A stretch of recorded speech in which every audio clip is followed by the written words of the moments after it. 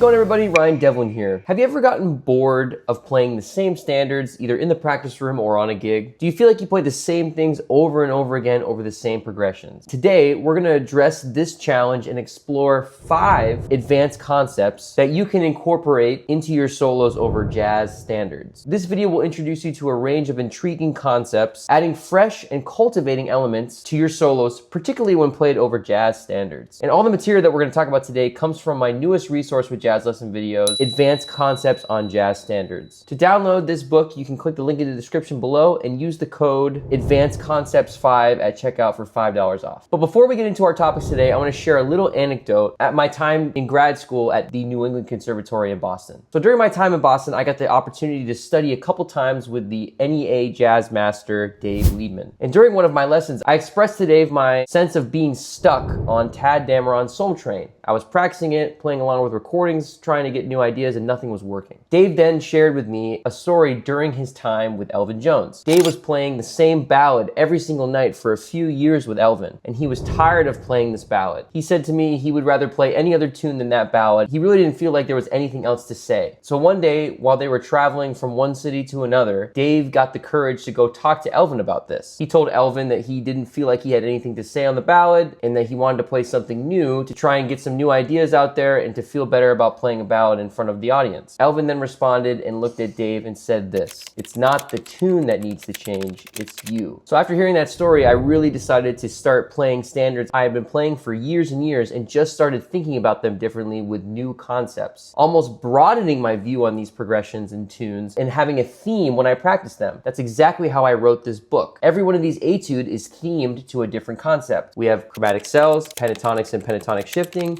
diminished scales, alternate changes, triad pairs, and more. So today we're going to go over 5 different tunes that cover 5 of those different topics. So let's jump into concept number 1 and etude number 1, which is over Blues for Alice. Let's take a listen to this etude.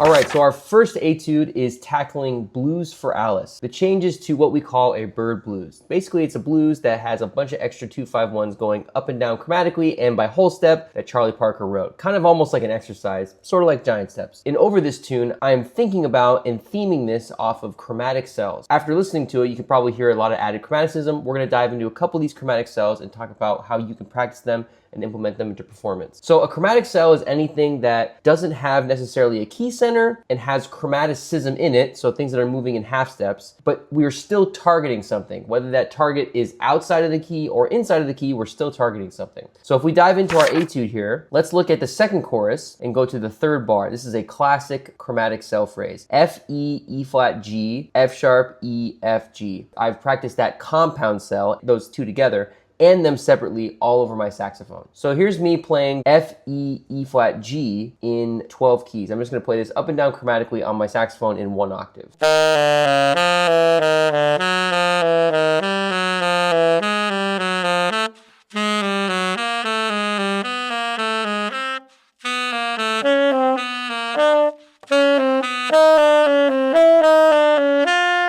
The more you get comfortable with that, playing it with a metronome, playing it all over the horn in different ranges, all that stuff, it becomes easier to then apply this to improvising. This is a common theme with all of the concepts we're going to talk about today. It's about practicing them and knowing them well on your instrument from a technique perspective and understanding what they are harmonically and then being able to apply them like I have here in these etudes. And then be able to implement them in a way that I am by just thinking about chromatic cells during a whole chorus. So it's kind of a 3-step process to each one of these concepts. You want to learn on your instrument technique-wise, then you want to understand what it is and how it works harmonically, and then be able to just think about that concept over the entire chorus of something and practice it in these themed ways. After putting this through your instrument over the horn in the range, the reason why this works chromatically is because F, E, and E flat are not in the key center of E minor, but G natural is. So I'm kind of targeting that G natural, the last part of my cell. And then over A7, I'm kind of ignoring A7 and I'm targeting A natural on the downbeat of that next bar on D minor. And then I go more chromatic and land on a B natural on G7, then take it further out and land on a G natural on C7. So as you can see, I'm not playing completely outside of the key, but the chromaticism brings the ear to the shapes of the cells that I'm playing more than the harmony. And then I give context harmonically when I play the inside notes, the target tones, the chord tones. So it's really important to know where your chord tones are and know how to target them with chromatic cells. That's how we gain this modern chromatic sound. I just like theming my practice sessions in these different concepts. Chromatic cells over blues for Alice. All of these chromatic cells I've practiced over the years on my instrument can then just be applied harmonically, because I understand it harmonically, over a whole chorus just like you heard before. So now let's take the same practicing technique and talk about pentatonics over the tune Yes or No by Wayne Shorter. All right, let's take a listen to this etude over Yes or No.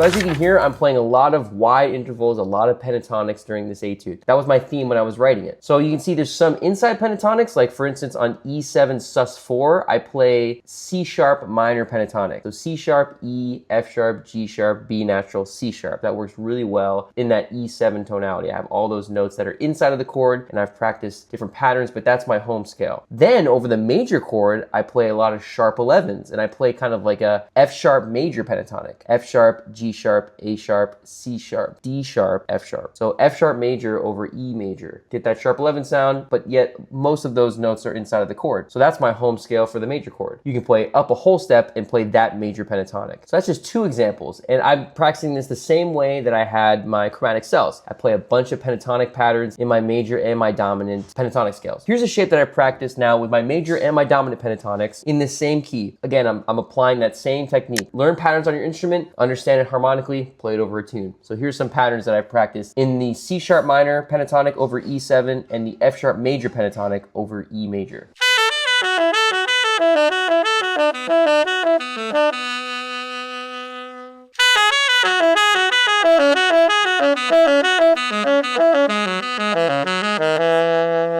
So once you feel comfortable playing those all over the horn, take just the first 8 bars of Yes or No and just practice with those pentatonic scales. Handcuff yourself to just playing those pentatonic scales over these tonalities so you can hear the patterns that you're practicing and you can hear what those pentatonics sound like over these chords. So that way when you go perform it, it's locked into your subconscious. Let's move on to the third concept. We're gonna take some diminished scales over It Could Happen to You. Let's take a listen to It Could Happen to You.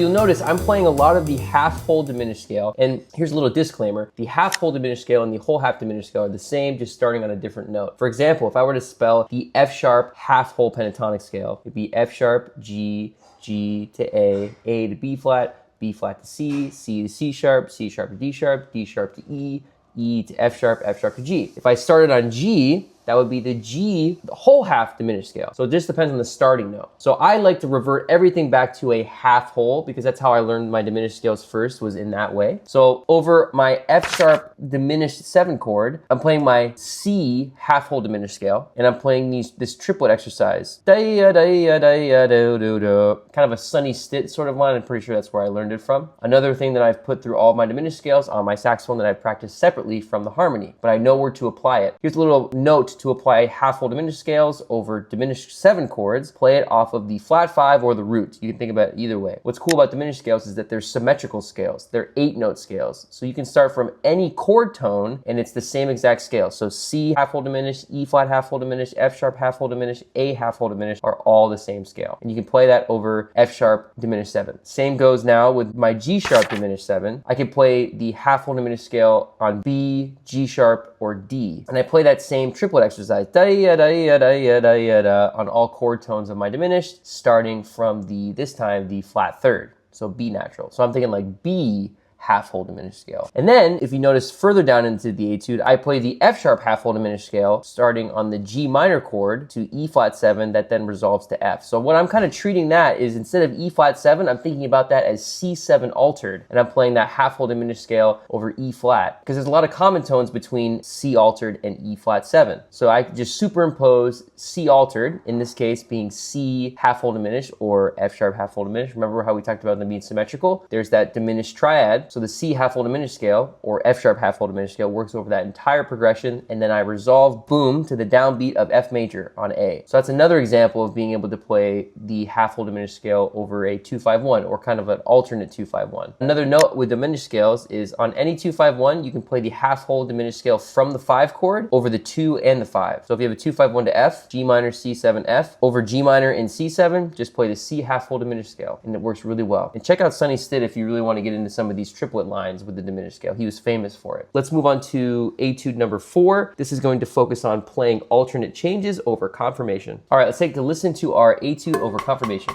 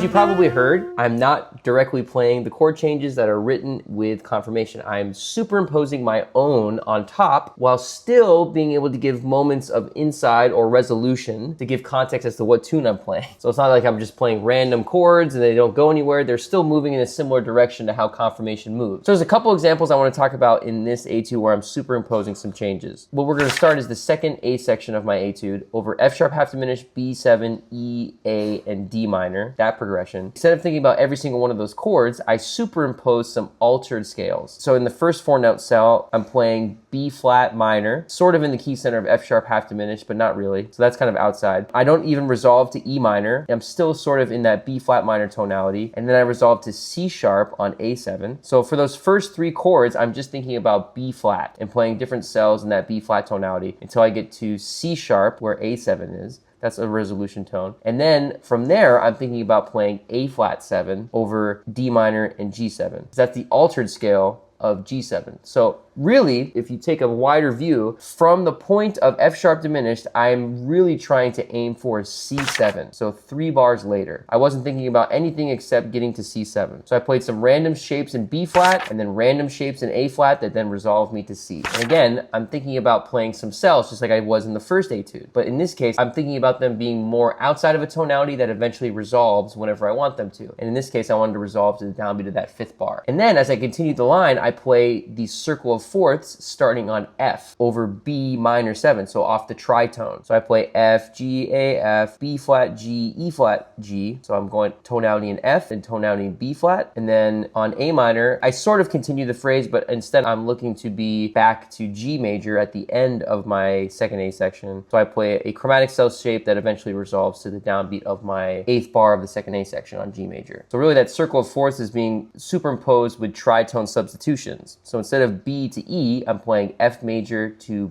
B flat major, and then I eventually resolve to my downbeat. So the key with alternate changes is not only knowing different kinds of substitutions, but it's really the end goal. It's great to analyze progressions and analyze tunes and transcriptions backwards, like, seeing where they resolve and what kind of progressions they play before that. And then when you practice them, you're trying to think ahead of yourself, trying to look for the downbeat of that harmonic resolution, usually a new tonality, like going to the 4 chord on a blues or going to the 4 chord on a confirmation, or hitting the downbeat of a 1 chord on a song, like at the end of the A section here on confirmation. So you want to look for those big harmonic tonality shifts as your big downbeats. And everything else before that, you can experiment around with playing the circle of fourths, a tritone apart like I was, or playing, an alternate tonality over a lot of different chord changes that eventually resolves. There's a lot of different things you can do. But really the goal is to always know where your resolution is going to be. Where's the harmonic end of my phrase? Let's go now to our 5th etude example. This is going to be over Sweet Georgia Brown, and I'm going to be playing some different triad pairs. Let's take a listen.